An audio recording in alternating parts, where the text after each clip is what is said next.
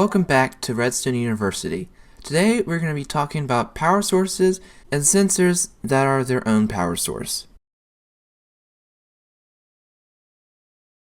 For the first half of the video, we're going to be studying redstone blocks, levers, buttons, and pressure plates. So first, in order to use these, you have to be able to craft them. And all of them are very simple. A redstone block is 9 pieces of redstone, like so. A lever is a cobble and a stick on top. Button is 1 oak plank, or any plank. Stone button is 1 piece of stone. Pressure plate is 2 planks horizontally, same with the stone. And then 2 iron horizontally makes a heavy weighted pressure plate, and 2 gold make a light weighted pressure plate. Now that you've crafted all this stuff, you need to know how to use it, because else it's just a bunch of wasted space. So first, we'll talk about the redstone block.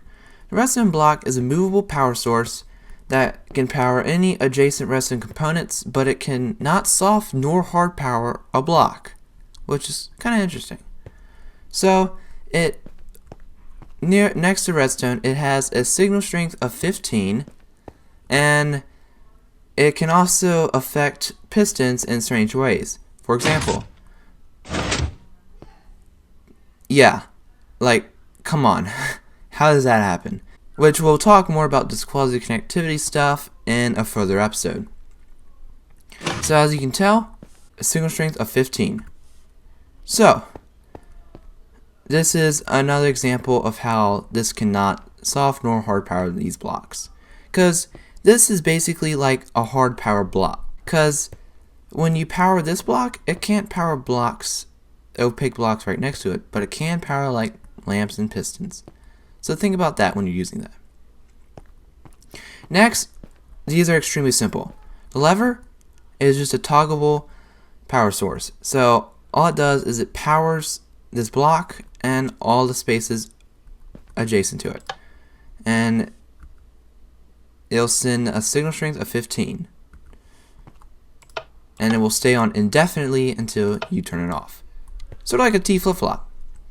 And now buttons. So both buttons do the same thing, except one stays on for longer. The stone button stays on for 1 second, or 10 redstone ticks. And they both output a signal strength of 15.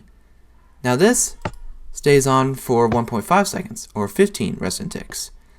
But the difference between this and that is that skeletons or players can shoot it with an arrow, and it will stay on until the arrow despawns.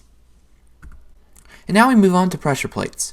So there's 4 kinds: wooden, stone, heavy or light, and heavy, which gold and iron.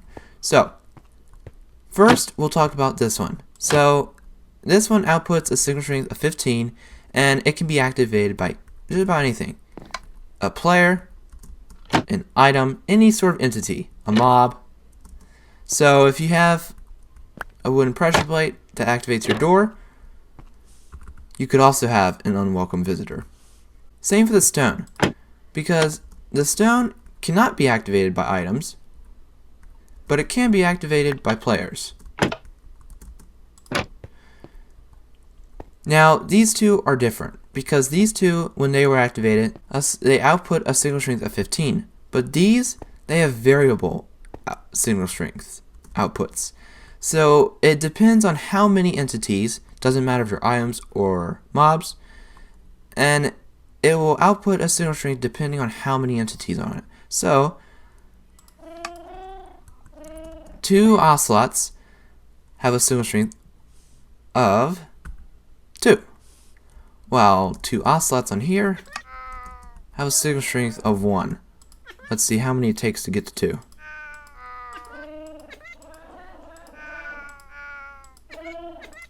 Oh. So it takes a lot more, as you can tell. So that's the difference between those pressure plates. Now those aren't used as often as the first 2 we talked about, but they're in the arsenal, and you can use them for whatever you might need. For the second half, we're going to be talking about the daylight sensor, tripwire hook, and detector rail. Now, the daylight sensor is also known as the daylight detector, but we're going to be referring to it as the daylight sensor. So first, you need 3 half slabs, any kind, 3 nether quartz, and 3 glass. Get yourself 1 daylight detector. Next is a tripwire hook. You need 1 plank, 1 stick, 1 iron. And you get 2 tripwire hooks, because you need both, plus string when using it. And then finally, the detector rail.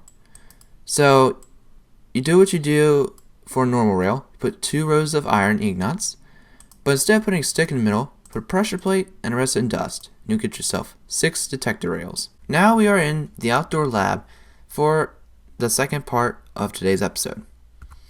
So first we're going to talk about the daylight sensor, or daylight detector.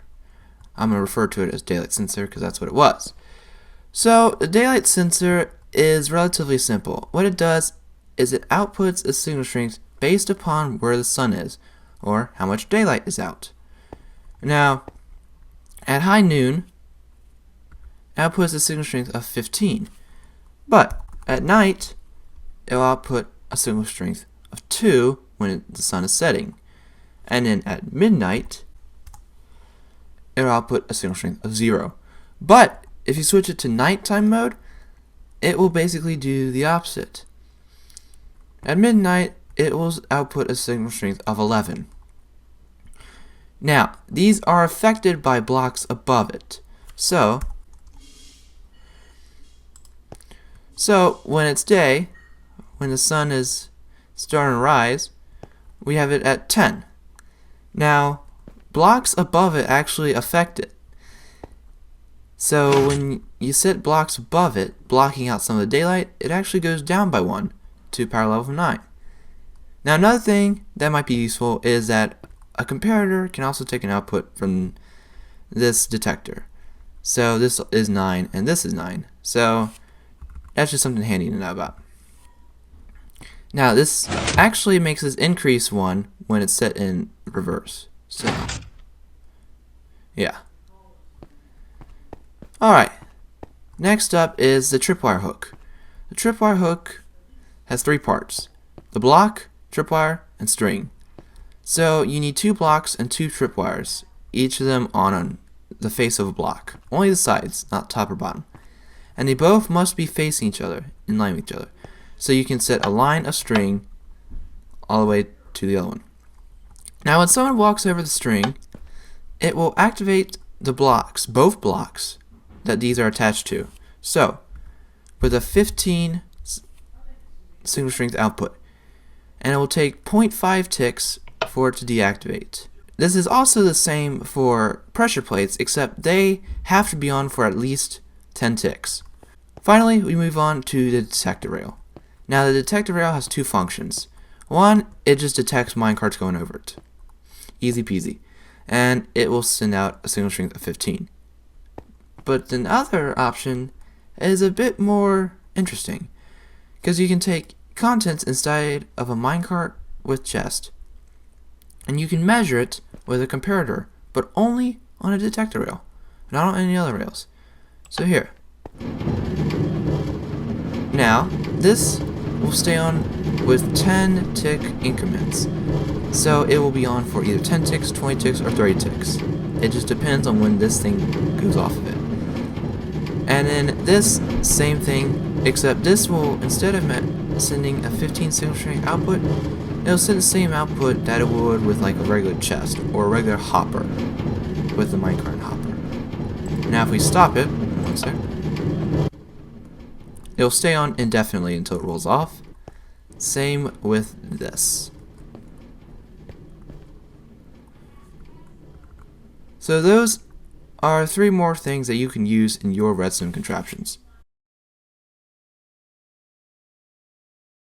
And now for extra credit. What I want you to do is go find a house that you've built either in a survival world or creative, and it doesn't have to be big or small, whatever you want. And I want you to basically upgrade it. I want you to add some features with redstone involving buttons, levers, stuff we learned today, and things we learned in previous episodes. to make it more interesting. So, I have here a small house that one may build in survival. Now, it's pretty nice looking, and it's not too big, because usually your first houses are not that big. So here's some of the features this house has. So it has an iron door that can be activated by this button, has some pressure plates, we'll talk about in a minute, and you can close the door from here and lock it. And then also, these lights turn on at night. First, let's see everything in action. So we already saw the door, but now for the lights. At night, the lights will turn on to keep your house fully illuminated, so you won't have any unwanted visitors inside. And then for the door, these pressure plates I talked about earlier, what these do is they alert you when something's right outside your door. So say you went to bed and then a creeper decides to wander up onto your porch. Now normally without this, you would open the door and everything would get blown up because he would be right there and yeah, it'd be bad. But with these pressure plates here, when he steps on top of it, it activates a little chime reminding you that someone is at the door. Now the chime does not activate when the door is open because, well, I mean, let's be honest here, you don't want to hear it all the time and you shouldn't have your door open.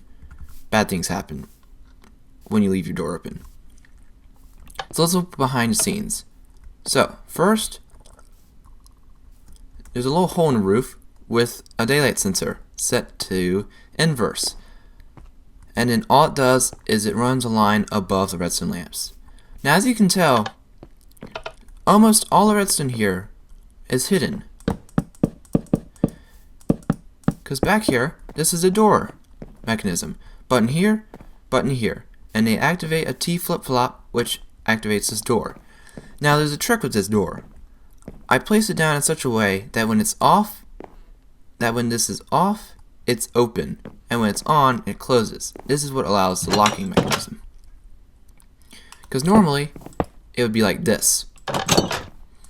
But if you place it like this is a little hack, it'll act very strange. Now finally, the circuit. All it is it's redstone underneath, using a target block redirecting the redstone, make it even smaller. And it's basically an AND gate, because this has to be over here for that to activate, and this only moves when this door is shut. Or open if it's the other way around. So that's sort of what I want you to do. Go to a house and just integrate a bunch of redstone in it. And if you can, keep it all hidden, because then that just makes it so much better. But if you can't, well, that's okay, because we'll work up to that. I hope you enjoyed today's episode. Now, if you have any questions about the stuff we've reviewed, feel free to drop it in the comment section below, because me or someone else that's watching the video will probably have the answer to that. So, I hope you look out for next video, because next video we're finally going over flying machines. Yep, flying machines. So, make sure not to miss that. So, if you're subscribed, please ring the bell, because that will notify you once that episode comes out. So, like I said before, hope you enjoyed, and class is dismissed.